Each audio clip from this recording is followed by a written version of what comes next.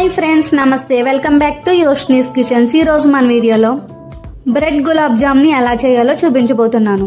Normal గా గులాబ్ జామ్ చేయాలంటే market లో దొరికే ప్యాకెట్స్ తో చేస్తూ ఉంటాం. అలా కాకుండా బ్రెడ్ తో గులాబ్ జామ్ చేస్తారని మీలో ఎంతమందికి తెలుసో కామెంట్ చేయండి. ఈ గులాబ్ జామ్ చాలా జ్యూసీగా, సాఫ్ట్ గా, మంచి టేస్టీగా ఉంటుంది. నా వీడియోని ఫస్ట్ టైం చూస్తున్నవారైతే నా ఛానల్ని సబ్స్క్రైబ్ చేసుకోండి. పక్కనున్న బెల్ ఐకాన్ని క్లిక్ చేయండి. ఇలా చేసినట్లయితే నేను ఎప్పుడు వీడియోని అప్లోడ్ చేసినా విత్-ఇన్ సెకండ్స్లో మీ దగ్గర ఉంటుంది. ఫస్ట్ అయితే మనం పాకాన్ని తయారు చేసుకుందాం. పాకం కోసం స్టవ్ మీద మందంగా ఉన్న కడాయిని పెట్టి అందులో 3 కప్పుల దాకా పంచదారని వేయాలి. ఇప్పుడు మనం ఎంతైతే పంచదారని తీసుకున్నామో దానికి సమానంగా 3 కప్పుల నీళ్లను వేసుకోవాలి. షుగర్ సిరప్ తక్కువగా కావాలి అంటే 2 కప్పుల దాకా పంచదారని తీసుకున్నా సరిపోతుంది. ఇప్పుడు మంటను హై ఫ్లేమ్లో పెట్టి పంచదార అంతా కరిగిపోయే వరకు వేడి చేయాలి. ఇలా పంచదార అంతా కరిగిపోయాక మంటని మీడియం ఫ్లేమ్లో పెట్టి 10-13 నిమిషాల తరువాత పాకం అనేది మరిగి మనకు కావలసినట్టుగానే పర్ఫెక్ట్గా వస్తుంది. కాబట్టి పాకాన్ని ఓ పక్కన మరగపెడుతూనే మరో పక్క బ్రెడ్ గులాబ్ జామ్ని తయారు చేసుకుందాం. నేను ఇక్కడ 10 బ్రెడ్ పీసులను తీసుకున్నాను. బ్రెడ్ చుట్టూ ఉన్న లేయర్ని అంతా కూడా తీసేయాలి. ఈ లేయర్ ఉండడం వల్ల గులాబ్ జామ్ అనేది అంత పర్ఫెక్ట్గా రాదు. బ్రెడ్ని 4 ముక్కలుగా కట్ చేసుకొని ఒక బౌల్లోకి వేసుకోవాలి.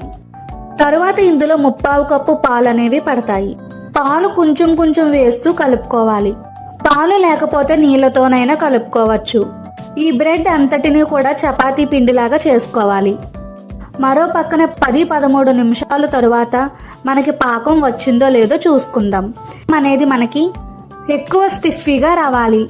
మరీ తీగ పాకం రాకూడదు. అలాగని పాకం కూడా పలచగా ఉండకూడదు. ఇలా స్టిక్కీగా వచ్చింది అంటే గులాబ్ జామ్ కోసం పర్ఫెక్ట్గా వచ్చినట్టే. చివరిగా మంచి టేస్ట్ కోసం చిటికెడు యాలకుల పొడిని వేసుకోవాలి. అలాగే మనం చేసిన ఈ షుగర్ సిరప్ గడ్డ కట్టకుండా ఉండడం కోసం ఒక 1/2 స్పూన్ నిమ్మరసాన్ని వేసుకోవాలి. దీని వలన పాకం అనేది తిరిగి గడ్డ కట్టకుండా ఉంటుంది. తరువాత ఈ పాకం మీద మూత పెట్టి పక్కన పెట్టండి.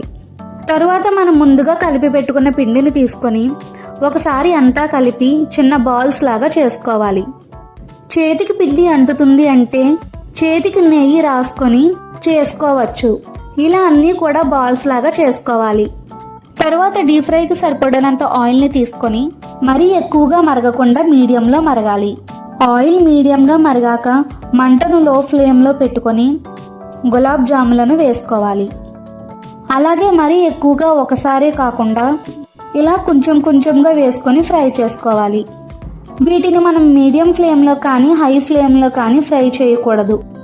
ఓన్లీ లో ఫ్లేమ్లో మాత్రమే ఫ్రై చేయాలి.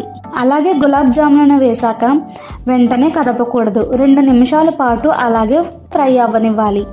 తరువాత తిప్పుతూ ఈవెన్గా మంచి కలర్ వచ్చే వరకు ఫ్రై చేయాలి.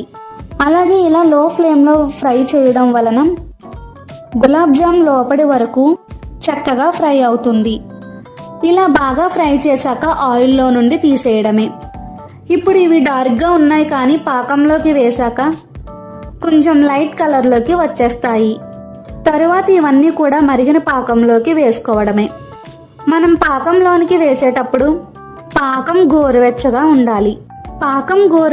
ఉండాలి. గులాబ్ జామ్ వేడిగా ఉండాలి. ఒకవేళ పాకం చల్లారిపోతే లైట్గా వేడి చేసుకొని వేసుకోవాలి. వేడి గులాబ్ జామును గోరువెచ్చని పాకంలోనికి తీసుకోవాలి. ఇలా అన్ని గులాబ్ జాములను వేసుకొని అంతా ఒకసారి కలిపి 15 నుంచి 20 నిమిషాల వరకు ఇలా పక్కన వదిలేస్తే జ్యూసీగా వచ్చేస్తాయి. అంతేనండి, బ్రెడ్ గులాబ్ జామ్ రెడీ. ఈ వీడియో కనుక మీకు నచ్చితే లైక్ చేసి మీ ఫ్రెండ్స్కి, మీ రిలేటివ్స్కి షేర్ చేయండి. మరిన్ని రెసిపీస్ కోసం నా ఛానల్ని సబ్స్క్రైబ్ చేసుకోండి. Thank you for watching. Bye.